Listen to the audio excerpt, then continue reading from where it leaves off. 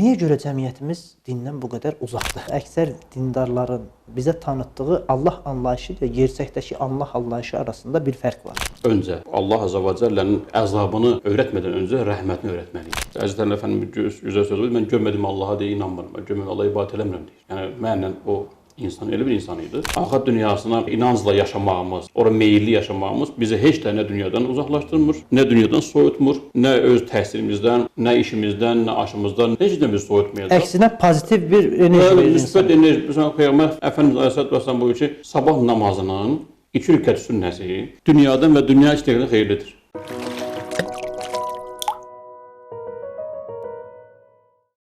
Bismillahirrahmanirrahim. Çox dəyərli Minbər TV izləyənlər, Uca Allahın salamı, rəhməti, bərəkəti, məğfirəti cümləmizin üzərinə olsun inşallah. Minbər TV-nin bugünkü qonağı çox dəyərli ilahiyyatçımız Aqil Əliyevdir. Aqil müəllim, əvvəla sizi salamlayıram. Necəsiniz, yaxşısınızmı? Aleykümselam, rahmetullah, bərəkatuh. Mən də izləyicilərimizi salamlayıram. Əlhamdülillah, yaxşıyıq. Bugünümüzə çox şükür. Əlhamdülillah. Siz də yaxşı olun. Allah hər zaman yaxşı eləsin inşallah. Hər zaman biz verilişlərimizi, proqramlarımızı biraz belə deyək, hamının başa düşəcəyi şəkildə ifadə eləsək, bir kitab dili ilə sanki danışırıq.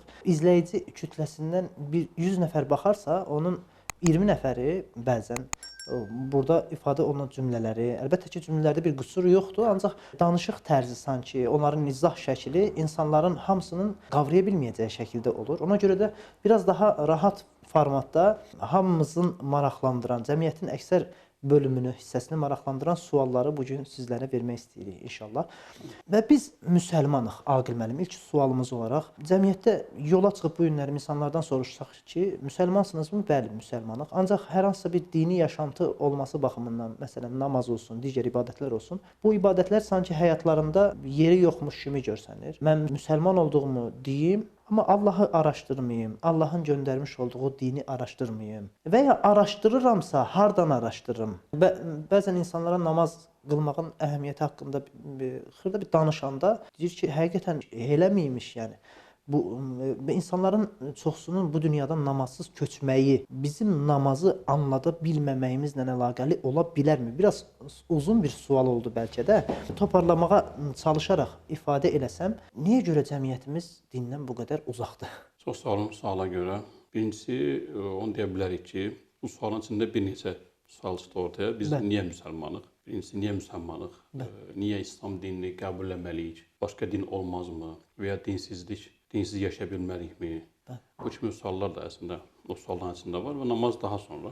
Uca Allah ilk insan olaraq Adəm atamızı, Adəm Əleyhisselamı dünyaya göndərirkən onu dinlə göndərdi. İlk insan eyni zamanda ilk peyğəmbər idi. Və buradan görürük ki, Allah Azza və Cəllə dinsiz bir toplum istəmir. Hətta dünyada bir cəmiyyət toplum yox idi, tək özü idi.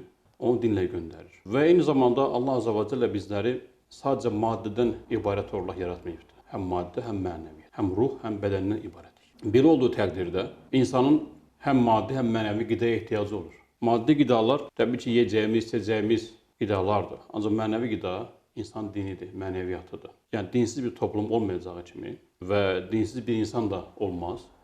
Din bizim çox mühüm bir amildir. Din insan üçün, insan yaşayışı üçün, həyatı üçün çox mühüm bir amildir. Və dinlər içində ümumiyyətlə baxdığımız zaman bütün dinlər İslamdır.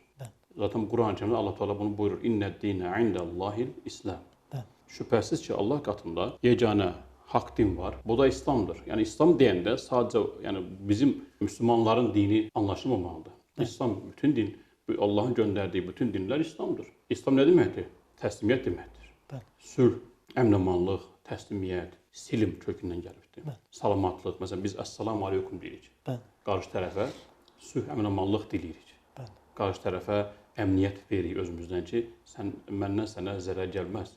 Əssalamu aleykum. Slogan kimi. Bəli, əssalamu aleykum deyəndə budur. Yəni, İslamımızı göstərir əslində ki, qarşı tərəfə insana. Yəni, sən məndən narahat olma, məndən sənə zərər gəlməz. Bu baxımdan, bəli, biz İslamı seçməyimiz ən doğal, ən təbii insan haqqıdır. Buradan çox üzr istəyirəm, bir sual meydana çıxır.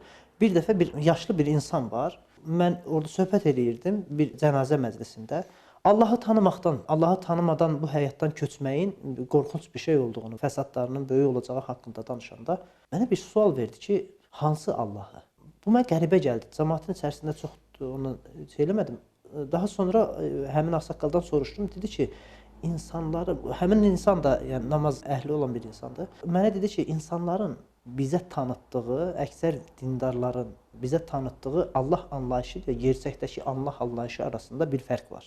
Yəni bəzən insanları qəddar bir varlıq olaraq Allahın və biz zalım. Bəli, bəli. Baxın, çox üzr istəyirəm, sözü çox böldümsə, Bismillahirrahmanirrahim sözündə Rahman və Rəhim olan Allahın sifətləri, isimləri ifadə olunur. Rahman bu dünyada həm Allaha inanan, inanmayan bütün qullarına rəhm eləyəndir. Rahimə kökündən gəlir hər ikisi də. Rahim isə Allah Taala'nın qiyamətdən sonra, haqq-hesab günündən sonra, haqq-hesab günündə sadəcə bu dünyada Allaha inanan, onun dedikləri çərçivəsində yaşayanlara mərhəmət edəcəkdir. Çox müstəsna bir burada ədalət prinsipi var. Deyir ki, bax, hamınıza Allaha inanmayana da Allah ruzi verir bugünkü günümüzdə. Allah tanımında biraz əsik tərəflərimiz varmı? Tanıtma problemimiz varmı bizim? Təbii ki, bu dəvətçidən çox şey asılıdır. Bəli. Yəni insanları Allaha dəvət edən insan, özü o dəvətçi dediyimiz insan özü Allahı kamil mənada tanımalıdır, mükəmməl bir şəkildə Allahı tanımalıdır ki, qarşı tərəfə Allahı tanıda bilsin. Ondan sonra insanların psixologiyasını bilməlidir. Hansı insana, hansı şəkildə, necə mən dəvət aparmalıyam. Biz düz deyirsiniz. Bugün dəvətçilər görürük. Bu hətta bugün evdə valideyn olur, məsələn görsən, namaza başlayır, ibadətə başlayır, təməl yoxdur axı. Bir yerdən oxumayıb, öyrənməyib, gəlib o yaşa, 40 yaş, 50 yaşa namazı ibadətə başlayır. İstəyir ki, evdələr namaz qılsın, ibadət eləsin, aqressiya ilə başlayır. Və hətta deyir ki, namaz qılmasanız Allah sizi yandıracaq, öldürəcək, yandıracaq, qır qazanı atacaq. Namaz qılmanın aqibəti budur. Bax, Quranda Allah təala buyurur ki, sizi bu Sakar cəhənnəminə atan şey nə idi? Nədir? Mələklər soruşur, onu atan deyir ki, biz dünyadakı namaz qanunu deyildik. Bax, görürsən, Allah yandıracaq. Biz insanlara öncə, yəni Allah Azza və Cəllənin əzabını öyrətmədən öncə rəhmətini öyrətməliyik. Mükafatını öyrətməliyik ki, bu mükafat, bu şeylər var və Allah Azza və Cəllə bir əslində Rəhman və Rəhim dediyiniz kimi mərhəməti bir varlıq kimi, uca Allah kimi tanıtmalı və o insan Allahı sevdikdən sonra, Allah sevgisi, məhəbbəti onun qəlbinə yerləşdikdən sonra, daha sonra biz deyə bilərik ki, bax, Allah Teala bax, Quran-ı 114 dənə surə var. 113 surənin başında, bayaq dediyiniz kimi, əvvəlində Bismillahirrahmanirrahim var. 113 surənin başında var. Niyə bir dənə, məhz Allah Quran-ı Kərimdə niyə başda bir dənə deməli ki, Bismillahirrahmanirrahim və dalını davam eləmir? Hər surənin başında ilə başlayır. Hər surənin başında ilə başlayır. Və baxıb görür ki, biz Allah cənnət əhli və cəhənnəm əhlini anladığında Quran-ı Kərimdə ilk öncə cənnət əhlini anladır. Daha çox. Və ilk öncə mükafatlarından danışır Allah Teala. İnsanlara mərhəmətindən, mükafatlarından danışır. Daha sonra bunu etməyənlər də belə bir cəzaya yəni məruz qala bilərlər deməyə başlayır. Və Peyğəmbərimiz sallallahu əleyhi və səlləm həyatına baxdığımız zaman dəvətdə Peyğəmbər Əfəndimiz o Məkkə dövründə üzərində durduğu məsələ yalnız Allah tanıtmaq olub insanlara. Yəni la ilahə illallah üzərində durubdu. Hətta ilk dövrlərdə namazın belə. Bəli, onun üçün namaz 11 il, 12 il sonra namaz. Yəni İslam gəldikdən sonra 5 vaxt namaz, hətta son hicrətdən il yarım öncə, yəni 11-12 il belə davam edir. Təbliğat, dəvət. Niyə?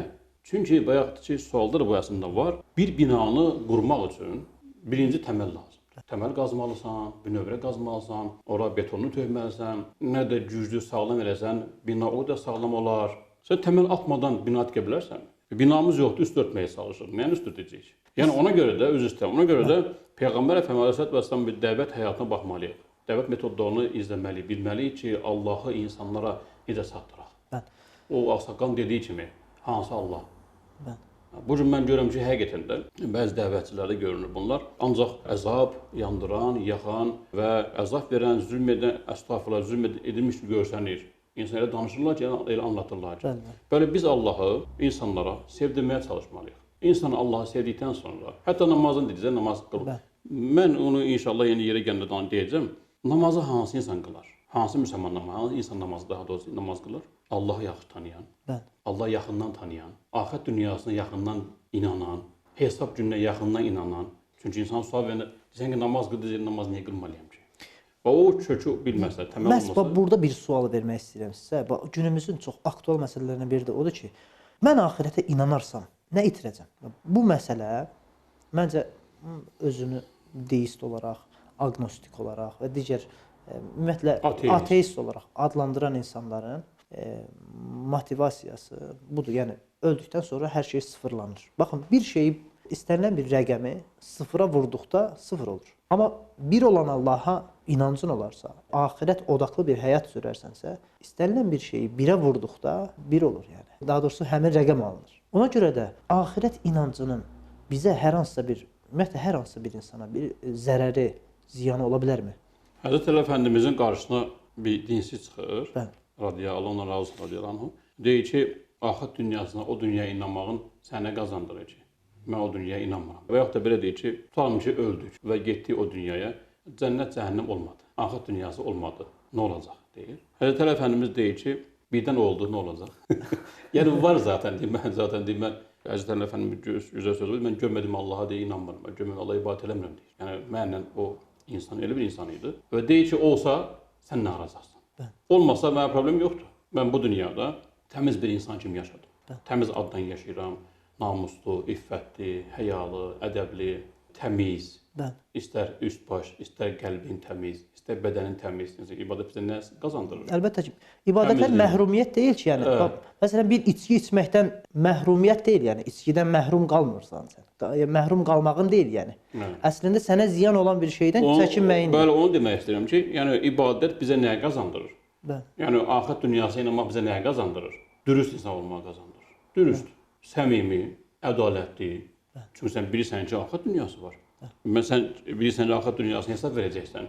Sən olmayan bir şeyə uzuda bilərsənmi? Onu hesab verəcəksən. Hətta halalın bir hesabı var. Onda qala harama sən uzuda bilərsənmi? Yəni biz deyək ki, axirət dünyasına uyğun şəkildə yaşasaq, olan düşünərək, o şuurda olsaq, insan bir haram, bir günah, özünə zərərli Allahdan pis vərdişlər ki, var ki, o zərərli vərdişlər ona gedərmi o insanın arxasında? Getməz.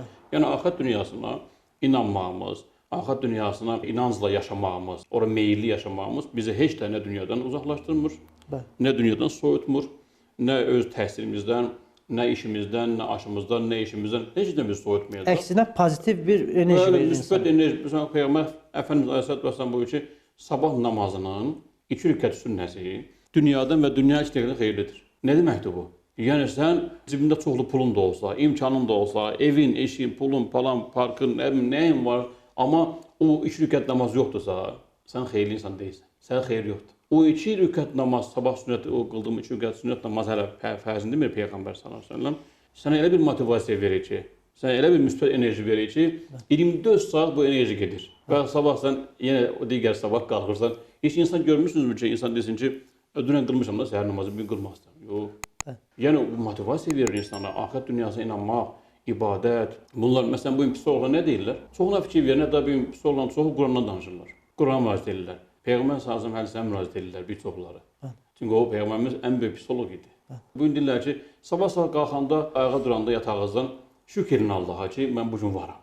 Evrənə mesaj göndərmək məsələsi də var. Cüzü qabağına deyin ki, mən bu gün gözələm, mən bu gün yaxşıyam, mən bu gün yaxşıyam, mən bu gün nə yaxşı durmuşam, oyanmışam. Bax, özünün motivasiya. Bu əslində ibadətdir.